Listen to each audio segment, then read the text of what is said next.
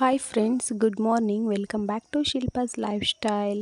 ಎಲ್ಲರೂ ಹೇಗಿದ್ದೀರಾ, ಚೆನ್ನಾಗಿದ್ದೀರಾ ಅಂತ ಭಾವಿಸ್ತಾ ಇವತ್ತಿನ ವೀಡಿಯೋ ನಾನು ಸ್ಟಾರ್ಟ್ ಮಾಡ್ತಾ ಇದ್ದೀನಿ. ನಮ್ಮೂರಲ್ಲಂತೂ ಮಳೆ ನಿಂತೇ ಇಲ್ಲ.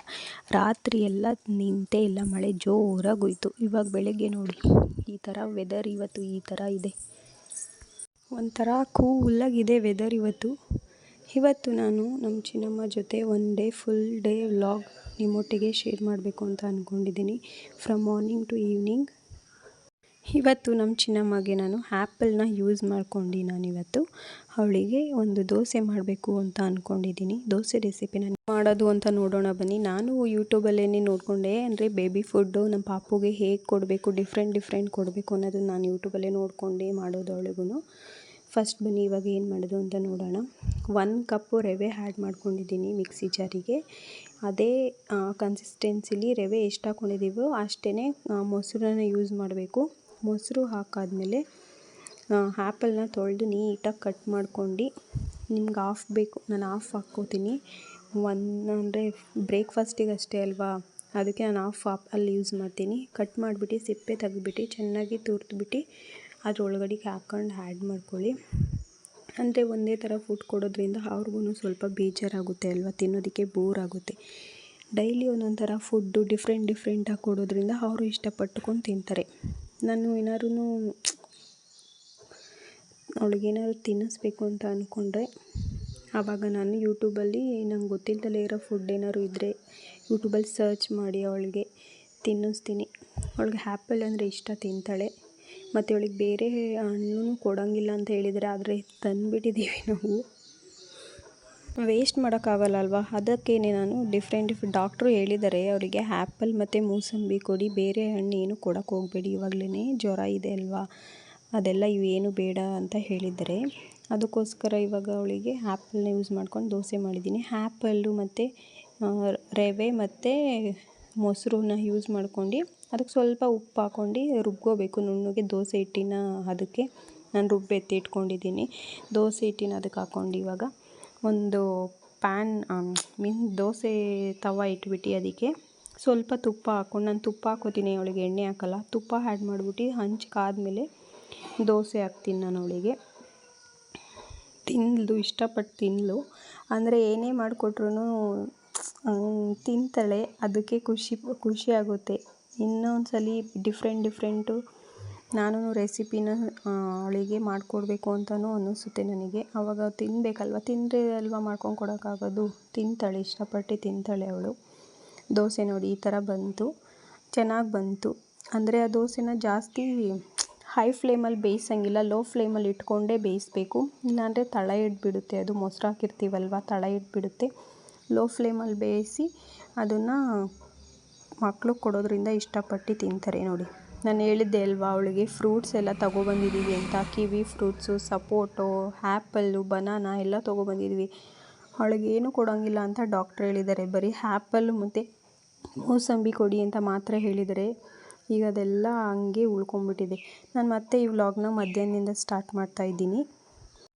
ಚಿನ್ನಮ್ಮ ಅಂತೂ ತುಂಬ ಆಟ ಮಾಡೋದು ಕಲ್ತ್ಬಿಟ್ಟಿದ್ದಾಳೆ. ಮೇಲೆ ಎತ್ಕೊಂಡಿರ್ತೀನಲ್ಲ, ಆವಾಗ ತಿಂಡಿ ಎಲ್ಲೆಲ್ಲಿ ಏನೇನಿದೆ ಅಂತ ನೋಡ್ಕೊಂಬಿಡ್ತಾಳೆ. ಕೆಳಗಡೆ ಇಳಿಸಿದ್ರೆ ಅಲ್ಲಿ ಅಂತ ಕೈ ತೋರಿಸ್ತಾಳೆ. ಬಿಸ್ಕೆಟ್ ನೋಡಿದಾಳಲ್ಲ, ಇವಾಗ ಬಿಸ್ಕೆಟ್ ಅಲ್ಲಿದೆ ಕೊಡು ಅಂತ ಕೇಳ್ತಿದ್ದಾಳೆ.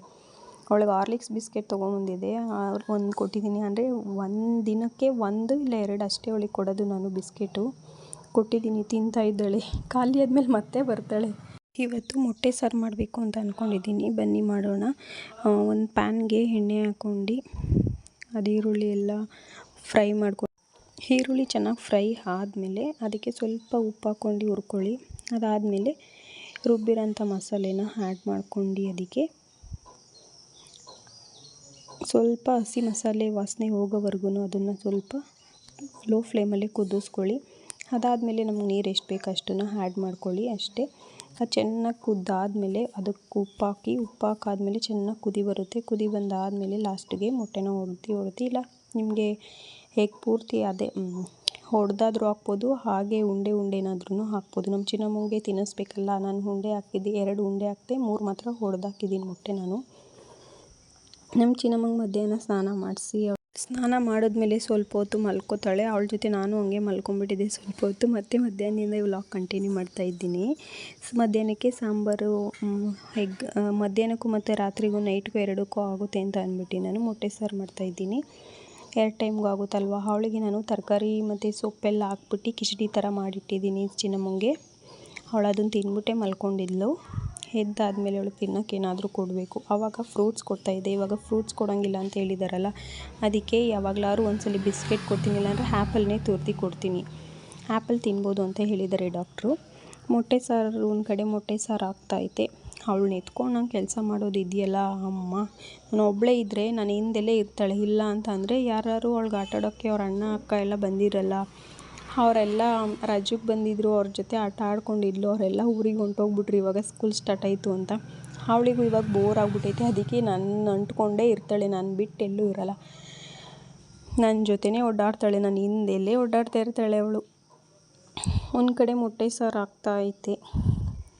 ಅವಾಗವಾಗ ಅದನ್ನು ಕೈ ಆಡಿಸ್ತಾ ಇರಬೇಕು, ಇಲ್ಲಾಂದರೆ ಅದು ತಳ ಹಿಡಿದ್ಬಿಡುತ್ತೆ. ಯಾಕಂದರೆ ಮೊಟ್ಟೆ ಒಡೆದಾಕಿರ್ತೀವಲ್ಲ, ಅದೂ 2 ಕಡೆನೂ ಬೇಯಬೇಕಲ್ವ, ಅದು ತಳ ಹಿಡಿದ್ಬಿಡುತ್ತೆ. ಕೈ ಆಡಿಸ್ತಾ ಇರಬೇಕು. ಮತ್ತು ನಾನು ಈ ವ್ಲಾಗ್ನ ಸಂಜೆಯಿಂದ ಕಂಟಿನ್ಯೂ ಮಾಡ್ತೀನಿ.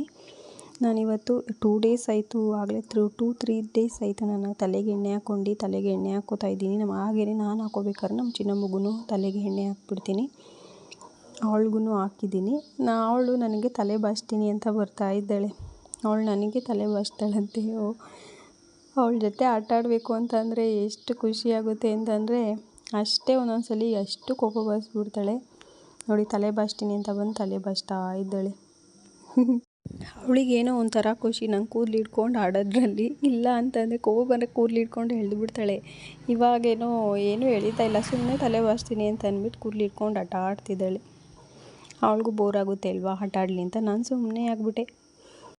ಸಂಜೆ ಟೈಮು ಅಂದರೆ ಸ್ಲಿಪ್ಪರೆಲ್ಲ ಹಾಕ್ಕೊಂಡು ಈಚೆಗಡೆ ಹೋಗಿ ವಾಕ್ ಮಾಡೋದು ಅಭ್ಯಾಸ ಐತೆ ಅವಳಿಗೆ. ಅಂದರೆ ಈಚೆ ಹೋಗಿ ಅವಳಿಗೆ ಆಟ ಆಡಿಸ್ಬೇಕು. ಒಳಗಡೆ ಇರೋಕ್ಕೆ ಇಷ್ಟಪಡಲ್ಲ ಅವಳು. ಈಚೆ ಎಲ್ಲ ಮಳೆ ಬಂದಿದೆ ಅಲ್ವಾ, ಮಣ್ಣೆಲ್ಲ ಅಲ್ಲೇ ಇರುತ್ತೆ ಅಲ್ವಾ, ಅದಕ್ಕೆ ಅವಳನ್ನ ಈಚೆ ಕರ್ಕೊಂಡೋಗಿಲ್ಲ ನಾನು. ಅದಕ್ಕೆ ಒಳಗಡೆನೇ ಅವಳನ್ನ ಆಟ ಆಡಿಸ್ತಾ ಇದ್ದೀನಿ. ಇಲ್ಲ ಅಂತಂದರೆ ಅವಳು ಯಾವಾಗಲೂ ಈಚೆಲೇ ಇರ್ತಾಳೆ. ನಾನು ಇಲ್ಲಿ ಡೋರ್ ಕ್ಲೋಸ್ ಮಾಡಿಬಿಟ್ಟು ಒಳಗಡೆನೇ ಆಟ ಆಡಿಸ್ತಾ ಇದ್ದೀನಿ. ಯಾಕಂದರೆ ಅವಳಿಗೆ ಬೋರ್ ಆಗಬಾರ್ದು ಅಂತ ಒಳಗಡೆನೇ ನಾನು ಆಟ ಆಡಿಸ್ತಾ ಇದ್ದೀನಿ. ಮತ್ತು ಊಟ ಎಲ್ಲ ಮುಗಿಸ್ಕೊಂಡು ನಮ್ಮ ಚಿನ್ನಮ್ಮ ನೈಟ್ ಎಸೆನ್ಷಿಯಲ್ಸ್, ನಾನು ಹಾಲು ಪೌಡ್ರು ಬಾಟಲೆಲ್ಲ ನೀಟಾಗಿ ವಾಶ್ ಮಾಡ್ಕೊಂಡು ಮತ್ತು ಬಿಸಿನೀರನ್ನ ಫ್ಲಾಸ್ಕ್ ಹಾಕಿ ಎತ್ತಿಟ್ಕೊತೀನಿ. ಒಂದು ನೈಟ್ ಅವಳು 1-2-3 ಟೈಮ್ಸ್ ಹಾಲು ಕುಡಿತಾಳೆ. ಇವತ್ತಿನ ವಿಡಿಯೋ ನಾನು ಇಲ್ಲೇ ಎಂಡ್ ಮಾಡ್ತಾಯಿದ್ದೀನಿ. ಇಷ್ಟ ಆದರೆ ಲೈಕ್ ಮಾಡಿ, ಶೇರ್ ಮಾಡಿ, ಸಬ್ಸ್ಕ್ರೈಬ್ ಆಗೋದು ಮರಿಬೇಡಿ. Thank you for watching.